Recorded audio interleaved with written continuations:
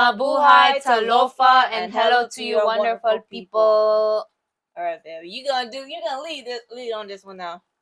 Okay, today we're watching some more updated horror stories from MJV. We're gonna put our own little 2 cents on the commentary and sit back and enjoy. Yarr. Alright. Yep. This is giddy. 9 years old and my brother was 14. My mom had sent us out of the house with about $30 to go to a movie and maybe get a bite to eat afterwards. After watching the movie, it was getting pretty dark and I'm sorry, y'all. I need some subtitles, cause what the fuck? There we go.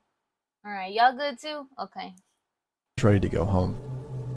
My brother wanted to get something to eat first and we agreed to walk to McDonald's, which was only a couple of blocks from the movie theater. On our way there, we were stopped and approached by a man. He had a friendly smile plastered on his face, and he was holding his child's hand. Smile. There didn't seem to be anything off about him. He was average looking and seemed to be nothing more than a father having a day out with his son. Hey, do you two think you could give my son and me a hand real quick? I thought him and the son was the same age. We need help loading a mattress onto the back of our truck.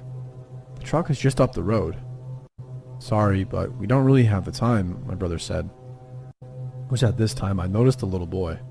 He was about 8 years old and he looked abnormally thin. He had a blank expression on his face and wore clothes that were much too big for him. I turned my attention back to the man who was now mumbling to my brother about how it would only take a second. My brother kindly declined to get in.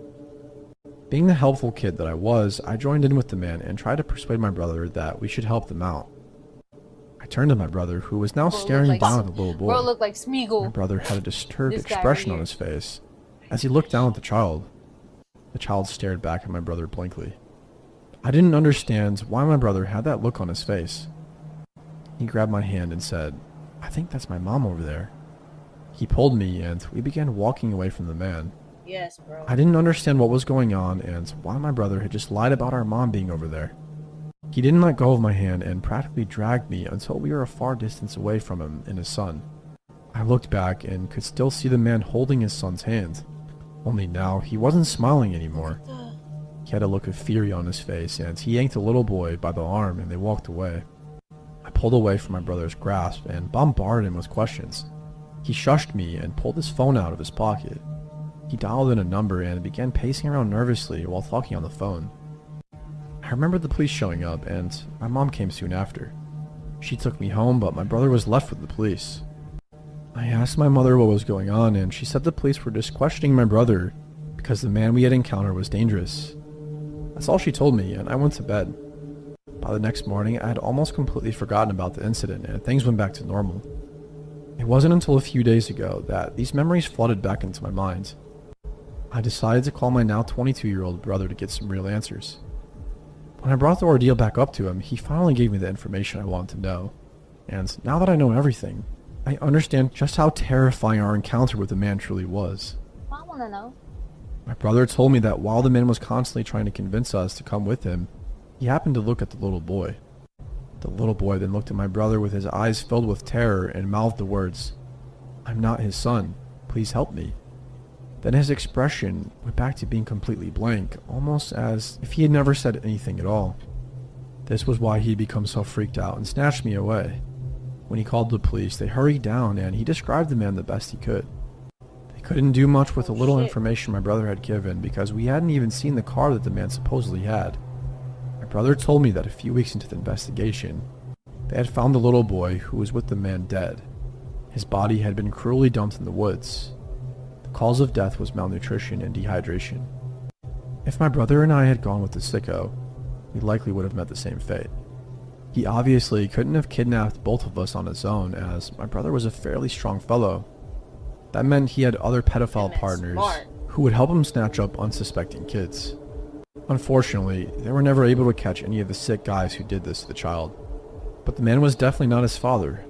His real parents had already been searching for their missing son for almost a month. So sad. The pedophiles had managed to kidnap the poor kid and used him as their puppet to try and kidnap other children. Every time I think about the boy, I feel a deep pity for him. He was only a year younger than I was at the time, and I can only imagine how terrible it must be to slowly starve to death.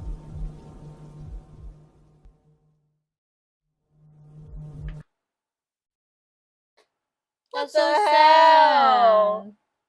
Oh god. I don't think this is a horror story. It's just That's just sad. drama. I wish they could have saved him. No, honestly. It was like 2. Well, he did say he was like 8 years, like what, 10 years old around that time. So I was like, they could jump him. But they're not old enough Yeah. to. But damn. That's sad. I don't know how people. Why you covering me? Stop touching me, bro. Get off. I'm good. It's okay, but don't cry. Don't cry, shawty babe. Don't cry. It's Alright, okay. Ash. It's okay, Ash. It's okay, shawty babe. It's okay, Ash. Stop. I'm sore. Yeah, alright. Years ago, when I was still a teenager, my friend Justin and I would often go longboarding at night. Why Justin I so goddamn big? That's the longest board I ever seen. They gonna make sure you know it's a long bird. They ain't skating, they swimming They or surfing. Bro, look at his eye. Look like an egg, bro. They look like them motherfuckers from what's that game you always playing? Schedule 1. The people who be doing math. I'm sorry, I'm not trying to make fun of the art style. It's great. It's good. As my friends and I were quite the night owls. We loved the freedom of almost never seeing another because soul look in at the their light. eyes. Oh. He done closed his eyelids, but look at him. Oh shit. Bro. Roads or the paths we frequented. Even when using the main roads, it would be very rare to see a car out so late in such a rural area, and you could see and hear them coming from very far away due to their headlights and the noise of the vehicle disrupting the peaceful silence of the night. We were really into it at the time and would often ride our boards for miles and miles, sometimes not arriving home until the sun was bro, up. you scared the shit out of me. One particular night, we decided to ride a few miles away from our usual back roads to take one of our favorite hidden routes. It began with a narrow paved path that was the only piece of land separating two sides of a long lake.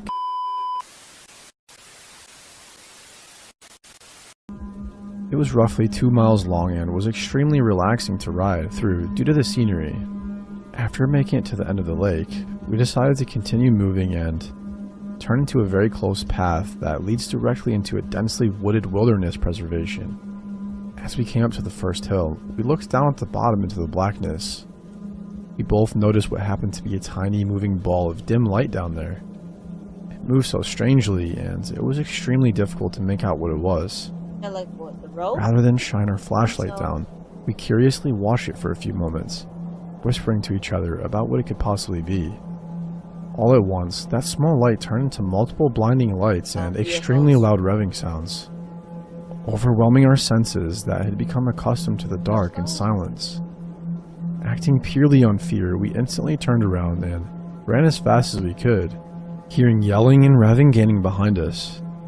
By sheer luck, we managed to run off the path into a very dark, very overgrown hole in the side of a hill overlooking where we had just come from. We decided to hide in the natural dugout of this hill, hoping the plants and darkness would be enough to protect us from whatever was happening out there. We watched our pursuers right up to where we had originally been standing. There were 4 men, 2 on 4-wheelers and 2 on full-size motorcycles. They were yelling at each other about something, but we couldn't make out what they were saying due to the distance we had covered.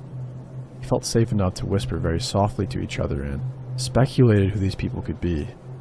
Our first thought was maybe they were park rangers of some kind, although we had never seen one here in the many times we had been through, and honestly, we doubted that this county had the budget or even the desire to have anyone patrol the deep woods at night. Besides that, these men were on vehicles entirely inappropriate for the paved bike trails, and they were very angry about something. They called out to us for a while, yelling things like, "We know you're out there, and we can see you. Come out." We stayed silent and decided to call their bluff instead of running. Eventually, we clearly heard one of the men yell, "Find them now," and smash a bottle. That had erased any hope we had that these were just park rangers.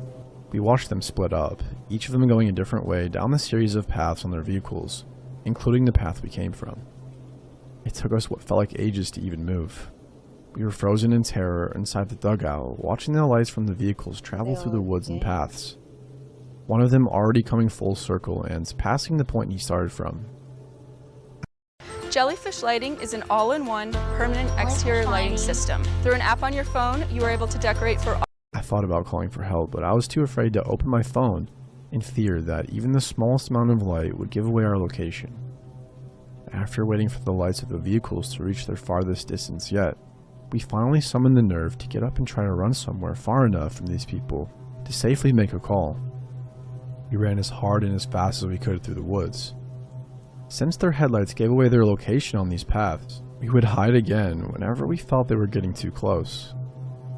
Our available hiding spots were getting progressively worse as the woods became less dense, and the fear I felt waiting for one of them to drive past us, while basically only being covered in leaves and plants, may still be unmatched to this day. Finally, we emerged from the woods onto the intersection of the two main roads. Far from where we started, we ducked down into the ditch to call for help. When I opened my phone, I noticed I had recent missed calls from one of our other friends, Connor, who we were supposed to meet up with after our longboard excursion. I called him and frantically asked where he was. Luck was with us again. He hadn't given up on our plans despite us ignoring him and was only a few miles away, already heading in our direction. I gave him the names of the two streets we were near the corner of and explained that we needed picked up right away. He agreed to speed over to us while Justin and I waited in hiding. Thankfully, Connor arrived before any of those men did. We bolted in the back seats of his car, yelling for him to get out of there, and he took off. Relief doesn't begin to describe what I felt being safely driven home after everything I just experienced. After explaining everything that happened to Connor, we ended up just moving on with our night and decided to not call the police. We figured they'd be gone by the time any officer made it out there, and that we would only be putting ourselves at risk by admitting to breaking the law by taking those paths so late at night. I still have no idea what happened or who those people were. I've been told all kinds of theories from friends and family that have heard this story. Some think we walked right up to a huge drug deal. Justin and I later admitted to each other that when the revving started and we couldn't see, our minds both went straight to chainsaw-wielding horror movie serial killer. So I suppose it could have been much worse. Frustratingly enough, whatever those men thought we saw that made them want to catch us so badly, we never actually saw. We'll never really know, I suppose. Oh, That's good. yeah. I'm glad they made it away. This happened many years ago now. Whoa. It must have been 1997 because I was at a showing of Scream with my Hey, then Mom. girlfriend, and it was just past New Year's. Sorry. There's a guy on the park.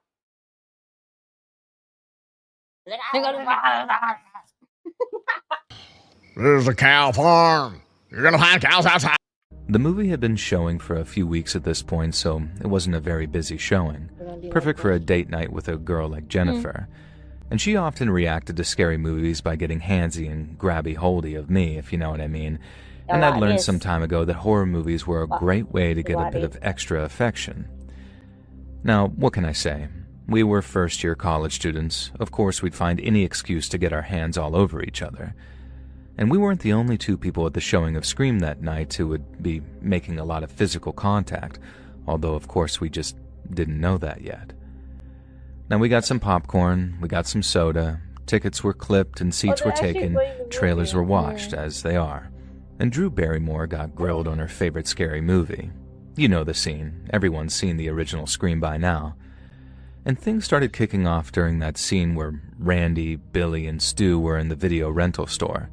And so if you're one of the three people who hasn't seen the original Scream, it's a bit meta.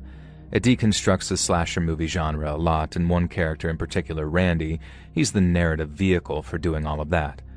I don't remember the exact details. I was making out with my girl at the time and failing to pay too much attention to the bits where people weren't getting murdered. But a person who was a few rows ahead of ours really didn't agree with something Randy said about the rules of horror movies. So much so, in fact, that he yelled out his disagreement at the screen. Now, you gotta remember, this was back in the 90s. And back then, keeping your damn mouth shut was normal etiquette in movie theaters. Outside of very specific, obviously intended moments, you didn't just yell at movies, and you certainly don't provide angry, nerdy commentary to nobody in particular because you disagreed with the writer. What are you gonna do if you actually encounter? I would leave immediately. No movie is worth watching with somebody like that there. Girl. The minute he said something, all right, come on, let's head out. Everybody, Time to go. everybody, let's go. Pack it up. Well, this guy did, and we'll just call him Mitchell, although I have absolutely no idea what his name was, of course. Survival skills. He started on 100, yelling. Yo, for real though. We are not with the shit. We ain't gonna wait till some shit happens. No. But like it might be dangerous. We're out. Alright. Look like a potential threat. We're out. You got that weird Look ass like feeling? you're unstable. You're Yeah. out. We're out. You get that weird ass feeling? We're out. We're not. I don't care if we didn't see anything yet. We're out. Better sit there. About the integrity of the horror genre. And that's when the guy next to him started screaming too.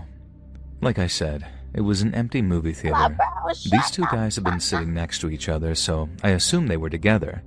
But later found out that no, they were strangers who decided they absolutely had to stick to their assigned seats instead of sitting anywhere they wanted in the theater. The second guy, who I'll just call Steve, he wasn't screaming at the movie though. Steve was screaming at Mitchell for screaming at the movie. Hell yeah. I don't remember the exact exchange, but I remember it well enough that I can make parts of it up for impact. Stuff like, "Dude, it's just a movie. Sit the F down and shut the F up," Steve yelled. Now I should note at this point, Mitchell was still sitting down. He was just kind of flailing his fists around and being very animated. "Are you listening to this?" Mitchell yelled back at Steve, gesturing to the screen and then to Steve and then to the mostly empty movie theater. Jennifer had grabbed my arm and was kind of cowering down in her seat, hoping that we wouldn't get noticed by these weirdos. "I'm trying to listen to the movie," Steve said, and this seemed to calm Mitchell down for a few minutes. Then something else and Scream set him off. God knows what it was, but I'd stopped paying attention. This time, though, Mitchell really did stand up and started yelling at the screen like the characters could fully hear him and react to him. He was actually genuinely offended at some opinion that one of the characters had about horror movies. Now, don't get me wrong, he wasn't delusional. He knew that there was a writer speaking through the characters, and he knew Wes Craven had directed the movie, so a lot of his ire was directed at poor old Wes. Now, rest in peace to the big man, one of the best horror directors of our time, by the way. He was still alive at the time of the story, obviously, and Mitchell was very angry at him for his disrespect of the horror genre. I've never seen anyone behave so stupidly or oblivious to this day. Mitchell was screeching about the hypocrisy on display. I don't think it even made sense with what the movie was actually saying. He just decided that Scream was taking pot shots at his beloved horror genre, and nothing anyone could say or do was going to change his mind. That's what I assumed anyway, and I whispered that to Jennifer. Whoa. So it's actually not as good as like the scary movies. Yeah. I feel like I'm very particular when it comes to scary movies. Like, yeah, scary to me is traumatized, and it left me traumatized. Like, yeah, like that leprechaun that be eating your feet and shit.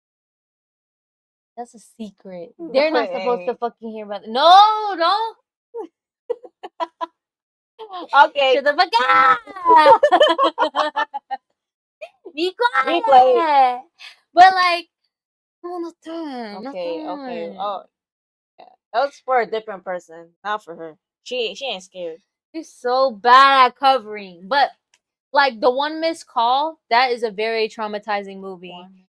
The One Missed Call. Is it like the black phone where the kid got kidnapped and stuff like that? No. Oh. What about? I'm gonna show you. Okay. Oh, I think a kid did get. It got taken by the guy with the mask, right? And they take him to somewhere abandoned, like maybe a basement of his or like a abandoned house, and nobody will check out. And then he talks to ghosts and stuff like that, and then the ghost helps him get away from that dude and escape that basement. No? It has. Oh wait, I think that's Black Phone. I haven't seen that shit in my life. You don't want to watch it with me, but anyways, continue. But like that one and Orphan, you know Orphan's my favorite one. Yeah. Not the second movie though. Just the first The one, first the movie. very first one. I like the second movie of Orphan, but I feel like that should have came out first. Yeah, because It should have came out first. Because the girl in the second movie Older as fuck, so it kind of threw the story off. yeah. So but like that time when I saw her like that, I was like, yeah, I'm done watching it. I didn't even the whole movie. I think the plot was good. It just should have been her first movie. Yeah.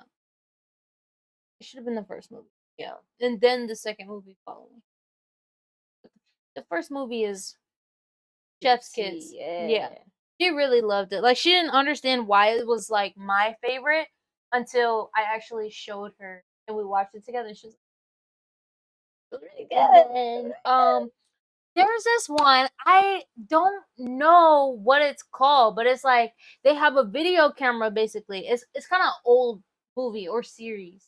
But basically, anywhere this camera goes, it takes a picture, sometimes by itself, or sometimes people use it to take a picture. And when the picture comes out, it's like developed or whatever, and you shake it, whatever. And then it shows you how you're gonna die. And then you end up dying that way. Oh, I think. But it was like a series. It wasn't a movie. You know what I'm saying? Yeah, I think I know what you're talking about. I think I've seen some of it. Yeah. I didn't watch the whole thing, but I've seen some. But yeah, that's pretty interesting. When I was in foster care, this dude, he's really cool. His name was V or something like that. Nerd guy. Very cool. But he was watching that shit in the living room, and we was all watching it, just getting traumatized, like, day by day. Like, when the episodes was coming out, we were watching. Or whatever. I don't know how he was setting that up. Where's the sisters or whatever the foster care or like? Oh, my sisters at the time? No, not your sister. Like the whoever's in charge. Oh, the other staff? Yeah. They was watching it too. We was all sitting there watching it. I'm Yeah. dead. I think he did ask if we wanted to watch it. Like, if you're scared, go to your room or something. I don't know. I know there was some kind of exchange. Like, maybe it was optional, but I don't know. It was very traumatizing. Like, once you start watching it, though, you can't look away because the plot is so good. Like, it's just so you just want to see how they die. I want to watch it now. You're gonna re-traumatize me, but you know what? It might be healing if I watch it again and find some flaws within the you production. should like know what's happened and stuff like that, so it wouldn't surprise you. I think it might traumatize me. I can't watch the Leprechaun movie though. Traumatized. Whoa. What's your scariest movie? Scariest movie? Like, traumatize you. Traumatize me. Final Destination is Jaws? Yes. Jaws? Jaws, yes. That one. It's not really a horror, it's like thriller. That really traumatized me. You scared of sharks? Yeah, I used to. I used to be. Now I love them. They're like my favorite animal now. It is her favorite animal, indeed. She loves a fucking shark. Yeah. It's because like when you're from the island, like love to swim in the ocean. Of course, you see like a whole bunch of sea creatures and stuff like that. Like when I was younger, a baby shark. Oh, yeah, it was so cute. It was so cute, but it looked like it was by my ankle. And when I turned around here, okay. Yeah, so yeah, when I watched Jaws, I was too afraid to go to the high tide. So I would stay in the shallow side where my cousins. You smart. Survival skills though. But I love swimming at the high tide, so that really killed my Jaws. Bro, after I got adopted, my parents didn't give a fuck. We watched fucking Piranha, Jaws, the one with the giant snake, what's it called? Anaconda. We watched everything in the water. Everything in the fucking water. I wasn't afraid of Anaconda because there's no Anaconda. Because I thought, like, as I grow, like, when I was younger, when I grow up, I thought I was going to stay on the island. So I was like, I'm not going to worry about. Yeah, because it's not realistic to you. Yeah. More like maybe United States, I guess you could say, but there's no snake on the island. No, yeah. Y'all don't have no goats either. We got pigs. We was driving on the road, and there was a something on the side of the road. I was like, oh my God, is that a goat? Is that a goat? She's like, we got no goats. That's a dog. Yeah, it was like her first time on American Style Mall. Yeah. But what other horror films? So Jaws, and that's it? Jaws. Yeah, I think that's it. Oh no, Final Destination too. Yeah. Final Destination, but that kind of like went away. Yeah. Because I stopped thinking about it. Watch other movies. But that's about it. Jaws and Final Destination for the wood, like the Cabin in the Woods? No. In the woods? No, the truck. The wood on a truck. Oh, for highway driving? Those. I'm okay now. One time she was driving and I was like, oh, this reminds me of Final Destination. Like, why would you say that? Because Alright, we're getting sidetracked. We're gonna continue with this video. Sorry, Let's go. sorry. Look, she whispered back. Wow, look. In your education. Now, Mitchell was a big guy. From a few rows back, anyway, he appeared to be around 6 He built like Fred Flintstone. Or Mr. Incredible. That's why he mad all the time. feet and nearly 300 pounds of fat and muscle. And then Steve stood up and squared up to him. Now, Steve with the business. Steve's not Betting on playing. business. He already gave you that first warning. He told you to shut the fuck up and sit the fuck down. Mind you, old dude, big guy, was already sitting down. Now, dude yelling again. Dude trying to stand up. Steve's like, "Nook if you fucking buck." Okay. not a tall, muscular powerhouse at all. He was 5'6", if that, and he was one of those thin, pasty dudes you see a lot of on YouTube these days. Crazy. You know what? How do you think this is gonna end? You think Steve gonna knife this motherfucker or something like gonna happen? Or you think he's gonna beat him up? No, I think I vote for Steve. Steve got a gun, and then when dudes like him get real mad real quick, once you push them to their limit, once they get mad, everything gets black. Yeah. So you don't know what happened. So I think, my opinion, I think we'll pull up his gun and shoot him, and then shoot everybody. What do you think? I don't think he has a gun. I feel like he has a knife.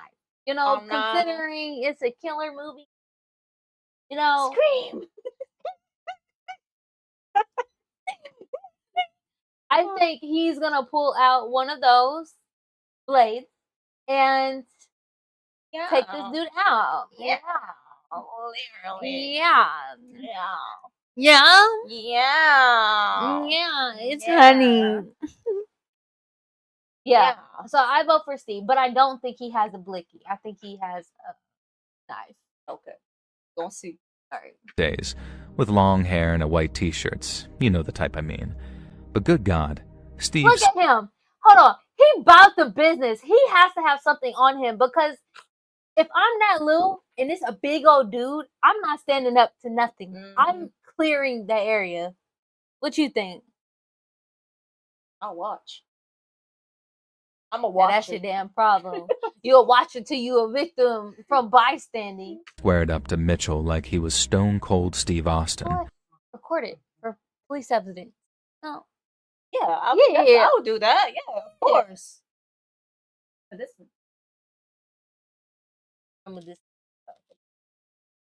He had the confidence of a man who knew, unquestionably, that he could kick this other guy's ass, and if it came to it, he would.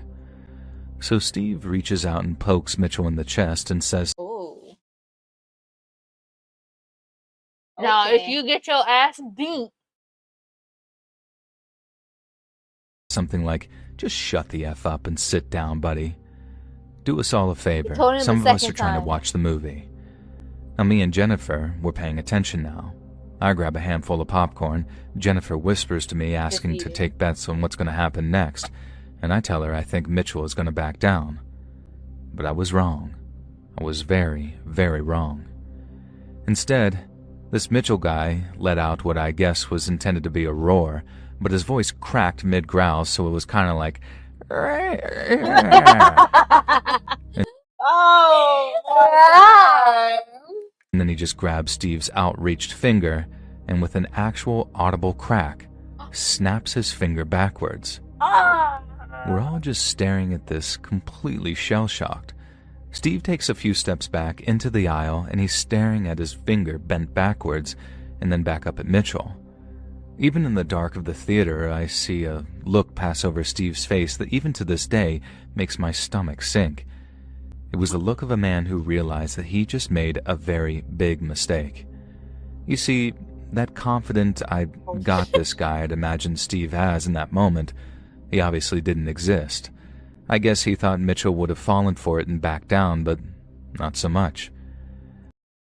He's like, oh, I should shut my mouth. Man, we was voting, like we was rooting for Steve. We was, we was rooting for Steve. He's never gonna stand up for himself ever again. He's gonna be a bystander now. He's not even gonna be a bystander. He's just gonna leave. Oh my gosh. This poor guy, bro. It's funny. Imagine you're standing there, you're confident, you think the dude just don't want to fight, and you're like, who are you? And this dude, I felt that shit. I would just look at my finger too, and I would be broken. Would you just be broken in that moment? Like, I would never want to exist again. Remember how I'd also assumed Mitchell was an unfit kind of slob? Who knows if I was right about that, but this guy had heft, and he threw himself at Steve, just full-on charged into him in the aisle like a goddamn bull. Slammed Steve straight into the floor so hard that we actually heard another crack. And then Mitchell was pounding, punching, pummeling him. His fat fists were flying, blood was literally coming from Steve's mouth as Mitchell was just wailing on him. Because boy had chunky fingers. It had to be acknowledged. Right? Continuing to shriek and yell about the movie, about horror, about disrespect, all sorts of incoherent crap that made him sound like the obvious violent nut job that he clearly was. Of course, being a hot-blooded 18-year-old male, I wasn't just going to sit there and watch this guy get destroyed just for telling Mitchell to shut up. And despite Jennifer begging me not to get involved, I started to make my way down the aisle in the semi-darkness. Now again, I was taking my time a little, hoping another savior might show up in the meantime, and thankfully she did. Out of nowhere, vaulting over chairs like some Olympian, this woman came sprinting out of left field, shocking all of us. Except Mitchell, of course, who was too busy beating on Steve to notice her. The woman, I'm just going to call her Venus, took advantage of Mitchell's obliviousness. A few feet away, I saw her stop. Then she took a running kick, knocking Mitchell clear off of Steve and sending him rolling down the aisle a few feet. Barely even pausing to leap over Steve, Venus then whipped something from her belt. I heard the sound of a spray can, and Mitchell's screams changed dramatically. Pepper spray? Turns out our savior was an off-duty homicide detective at the theater with her husband to enjoy a romantic date night together. Mitchell got a face full of mace, a boot's worth of broken ribs, and a handcuffing in the form of plastic ties that Venus kept on her person while off-duty just in case situations like this arose. Okay, girl. She later joked that she never expected to actually have to perform an off-duty arrest. Steve was fine, except for a few broken teeth. And as for what happened after to Mitchell, Steve, and this Venus character, I can only guess. We missed the end of the movie, obviously, and we were all offered refunds and comp tickets for any showing or movie of our choice. As they should. Someone tells me they didn't extend this offer to Mitchell, though. Now, I scored points with Jennifer for at least intending to be a hero, but I'll leave that up to you to decide how that manifested. Now, this was all 30 years ago now, but I still think on it from time to time. I hope Steve, Venus, and her husband are all doing well, if they're actually still around. Jennifer and I ultimately didn't stay together, but we are still Facebook friends, and she seems to be doing good. To this day, though, I've still never watched the second half of Scream. I decided to leave the rest of the movie up to my imagination because sometimes fiction can never compete with the insanity that is reality. Oh, okay. Steven. Stop, bro. That's it. That was a good a little video. Yeah, that was a good video. Yeah. I'm not gonna lie, every time we watch these, I feel like I get a little sleepy. It's not that the story's not interesting, it's just it's comfortable. Cause I listen to Rotten Mango, and Rotten Mango will go for like 2 hours. But she's gonna tell you every nick, cranny, detail of everything that her and her research team have like done and looked into. Any media post, like she does the damn thing when it comes to that. Go. But all right, y'all, that's the end of this video. We really hope you guys enjoy it with our little talk show as well. If you guys have any suggestions video that you want to react to, please comment it down below in the comment section. Yeah, we'll react to the video, no problem. Just let us know what you want and we'll react to it. Honestly, I'm down to be entertained. Yup. All right. It could be sad, drama, horror, anything, anything. We'll watch it and see what y'all be watching on y'all screens. No, for real though. But yeah, have a great day. Y'all be safe. All right. Be safe, be safe, be safe. All right, be safe. Peace. Peace.